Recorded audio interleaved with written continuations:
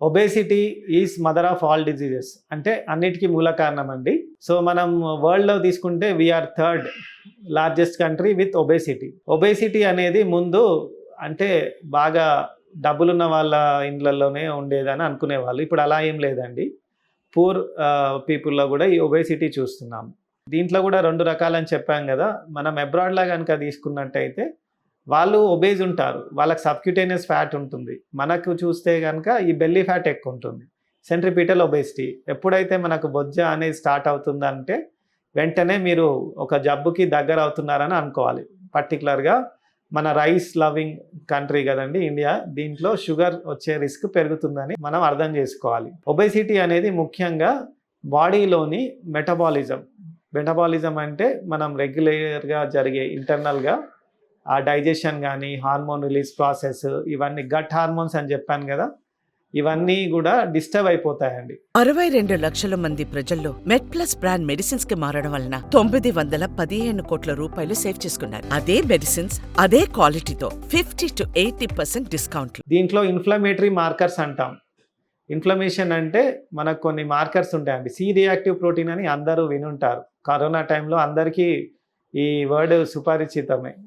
ఇది ఇన్ఫెక్షన్లే కాకుండా ఇన్ఫ్లమేషన్లో కూడా పెరగొచ్చండి. ఈ ఇన్ఫ్లమేషన్ పెరగడం ద్వారా ఏమవుతుంది, బాడీ తనకి ఇష్టం వచ్చినట్టుగా రియాక్ట్ కావడం స్టార్ట్ అవుతుంది. సో రిలీజ్ కావాల్సిన హార్మోన్స్ కరెక్ట్ రిలీజ్ కావు, అనవసరమైన హార్మోన్స్ రిలీజ్ కావడము. నెక్స్ట్ ఆహార పద్ధతులు. రకరకాల మనుషులు ఉంటారండి. కొంతమంది ఏంటంటే అవసరాన్ని బట్టి తినేవాళ్ళు ఉంటారు. కొంతమంది ఏంటంటే ప్లెజర్ ఈటర్స్ అంటాం. వాళ్ళు ఆహారం అనేది వాళ్ళకు తినడం ద్వారా ప్లెజర్ వస్తుంది అన్నట్టు, హెడోనిక్. నెక్స్ట్ పెథలాజికల్ ఈటింగ్ అంటే కొంతమంది కొన్ని మెడిసిన్స్ మీద ఉంటారండి. పర్టికులర్గా సైకియాట్రీకి సంబంధించిన మెడిసిన్స్ ఉంటాయి, anti depressants, anti psychotic medicines. వాళ్ళలో అపెటైట్ అనేది ఎక్కువ ఉంటుంది. వీళ్ళు ఎక్కువ క్వాంటిటీ ఫుడ్ తీసుకునే అవకాశం ఉంటుంది. తద్వారా ఒబేసిటీ అనేది రావచ్చు. ఎప్పుడైతే ఈ ఒబేసిటీ వస్తుందో నెక్స్ట్ డయాబెటీస్, హైపర్ టెన్షన్ కూడా రావచ్చు. అలాగే ఇంకొక term non alcoholic fatty liver disease. అంటే లివర్ ఫెయిల్యూర్లో ఆల్కహాల్ ఒక్కటే రోల్ ఉండదండి.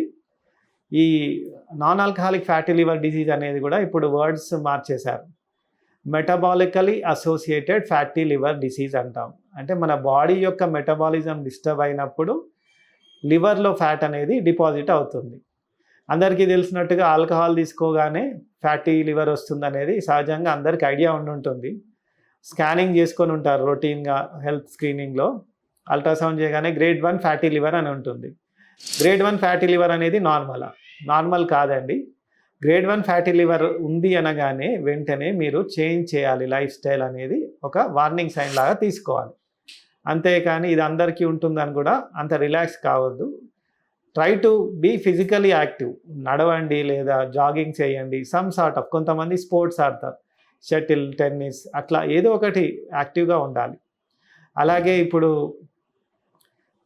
Non alcoholic fatty liver disease అన్నాం కదా, ఇక్కడ ఏమవుతుంది, ఫుడ్ తిన్నదంతా హై క్యాలరీస్ బై ఫ్యాట్లో డిపాజిట్ అవుతుంది. క్రమంగా లివర్లోని సెల్స్ అన్నీ దెబ్బతింటాయి. అది సిరోసిస్ ఆఫ్ లివర్కి దారి తీసి అది లివర్ ఫెయిల్యూర్ వరకు వెళ్ళొచ్చు. అంతేగాని ఇక్కడ నేను ఆల్కహాలే లేదు డాక్టర్ గారు, నేను లివర్ ఎట్లా ఫెయిల్ అయ్యింది అంటే, మీరు ఎప్పుడైతే ఫ్యాటీ లివర్ అని చూపించిందో దాంట్లో కూడా గ్రేడ్స్ ఉంటాయండి, 1, 2, 3 అని. తర్వాత ఇంకా సిరోసిస్.